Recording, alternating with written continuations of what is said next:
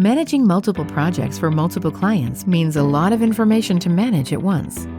With COR's filtering capabilities, you are able to visualize and access the projects you need quicker and easier.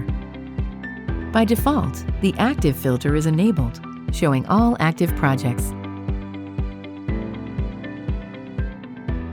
In order to change or add filters to the list, simply click to the right of the Active filter and the drop-down menu will appear. You will be able to filter by team, client, date, and status, just to name a few.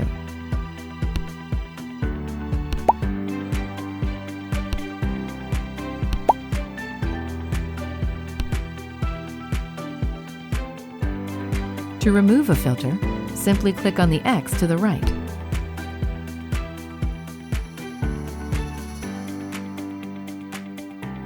If you wish to remove all filters, you can click on Clear Filters.